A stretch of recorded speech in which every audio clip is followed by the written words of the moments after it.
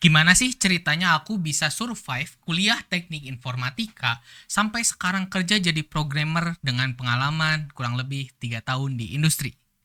Here's the story. Oke, jadi kita bakal bagi beberapa part untuk cerita ini ya. Tenang aja, bakal di satu video, cuman kita bagi beberapa part yang mana partnya itu bakal dimulai dari tahun pertama gitu. Jadi kita bakal bagi partnya per tahun kuliah gitu. Dan aku bakal kasih tahu teman-teman challenge yang aku hadapi saat kuliah di berbagai semester.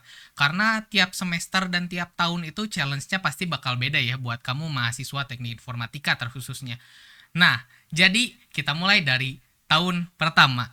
Nah, tahun pertama ini kamu lagi fresh-freshnya banget nih, lulus SMA dan ngerasain awal-awal yang namanya kuliah, ngerasain gak banyak diatur. Nah, justru itu tuh jadi sarana buat kamu untuk coba mendisiplinkan diri karena udah nggak ada lagi nih aturan yang disiplinin kita. Jadi satu-satunya yang bisa ngedisiplinin diri kita sendiri adalah ya diri kita sendiri. Nah, soal perkuliahannya sendiri di tahun pertama ini pasti mostly bakal belajar tentang basic dari teknik informatika itu sendiri. Kayak mulai dari awal-awal kalau aku mulai belajar web gitu, mulai belajar HTML, CSS dan juga mulai pengenalan-pengenalan terhadap pola pikir komputasi dan juga ada mata kuliah yang namanya pengantar informatika gitu. Jadi menjelaskan informatika itu apa secara awam gitu. Nah, ada yang bilang kan atau ada yang nanya kuliah informatika harus dari SMK PKJ kah atau RPL kah dan lain sebagainya yang berbau informatika gitu.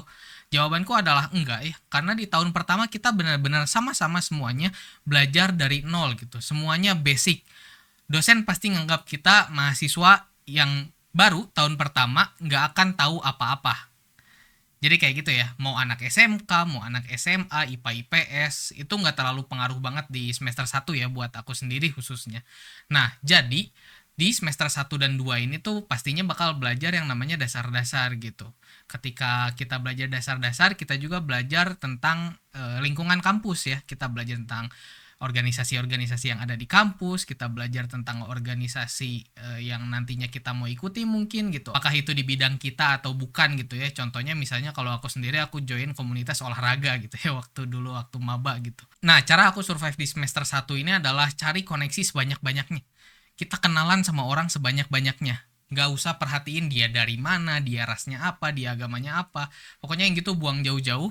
Kita coba kenali orang-orang yang ada di sekitar kita. Terdekatnya itu misalnya teman sekelas ya, misalnya sekelas di mata kuliah A gitu. Nah, itu kamu coba kenali mereka baik-baik gitu.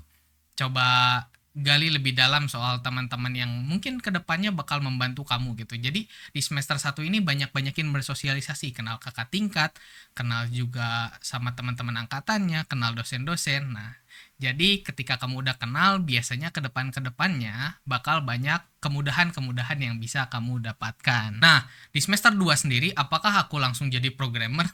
Tentu saja tidak. Jadi, di awal-awal kuliah itu aku emang bikin game gitu ya sama teman-temanku beberapa game gitu.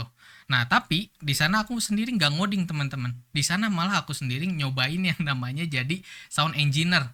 Nah, ini tuh beda banget gitu ya sama programming. Cuman aku dapat koneksi dari mulai membuat game itu. Kenapa jadi sound engineer sih nggak langsung jadi programmer? Karena awal-awal kuliah tuh bisanya main audio gitu ya, main musik, main audio dan lain sebagainya. Jadi aku mencoba mencari role di development yang mengembangkan skillku gitu. Nah, dari situ jadi makin banyak kenal deh sama kayak cutting, dosen dan lain sebagainya gitu. Jadi tahun pertama fokus ke mencari relasi. Tahun kedua. Nah, tahun kedua nih biasanya udah mulai ngerti nih basicnya apa dan mungkin ada yang udah cepet gitu langsung mau penjurusannya ke bidang apa gitu. Misalnya dia udah tahu dia mau ngapain gitu. Misalnya dia mau jadi game developer, dia mau jadi programmer website, dia mau jadi back end developer dan sebagainya karena dia dapat banyak informasi dari kenalan-kenalannya itu ya di semester 1 semester 2 gitu. Di tahun pertama. Tahun pertama dia banyak kenalan, mungkin banyak sharing-sharing cerita, banyak pengalaman-pengalaman dari cutting yang masuk ke dia gitu. Jadi bisa aja ada orang yang tahun kedua tuh udah tahu gitu mau ngapain. Tapi tenang aja, kalau kamu belum tahu kamu mau ngapain, tahun kedua ini tahun mengulik lebih dalam tentang informatika. Jadi misalnya yang tadinya belajar web cuma HTML, CSS doang, sekarang ada JavaScript dan Bootstrap dan lain sebagainya misalnya.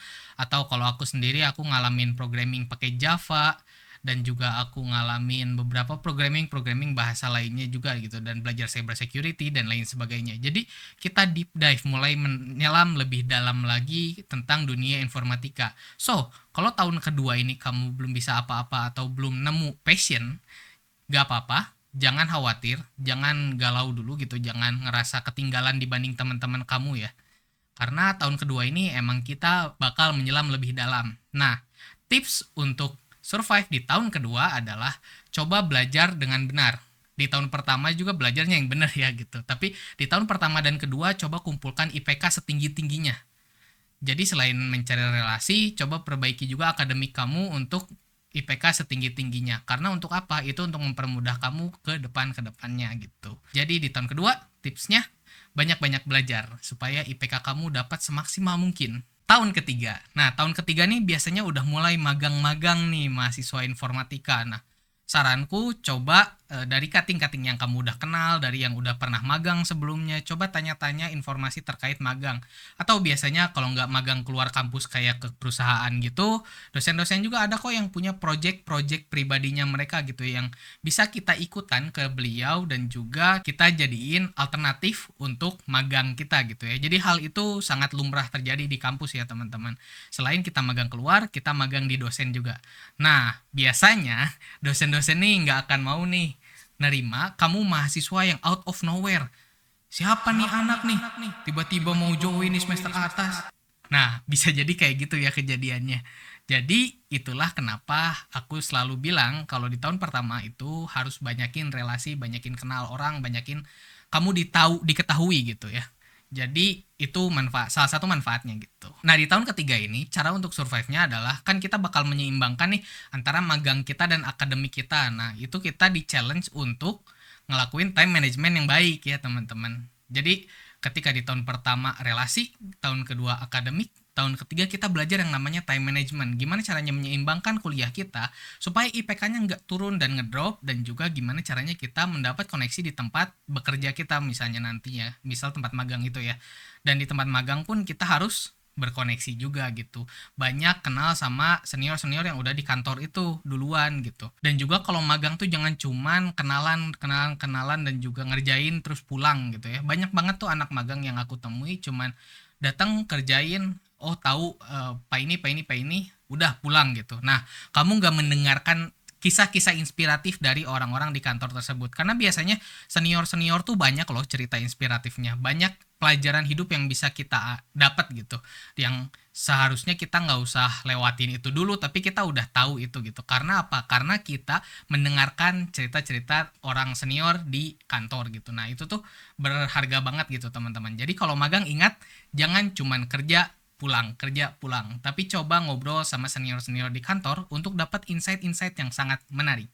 Tahun keempat. Nah, tahun keempat atau tahun terakhir ini biasanya disebut tahun yang paling mengerikan ya. Karena apa? Karena kita sebagai mahasiswa akan menghadapi yang namanya skripsi gitu ya.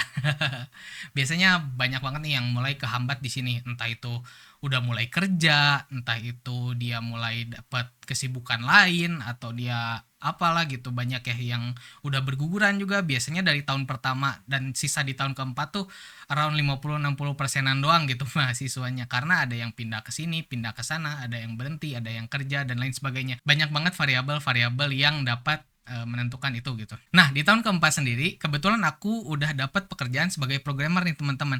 Dari yang magang, diseriusin tuh magangnya, habis itu ditarik langsung sampai jadi karyawan sampai sekarang gitu. Nah di tahun keempat gimana sih caranya aku manage kuliah dan juga kerja dan juga skripsi. Karena waktu di tahun keempat itu aku masih ada mata kuliah teman-teman sejujurnya.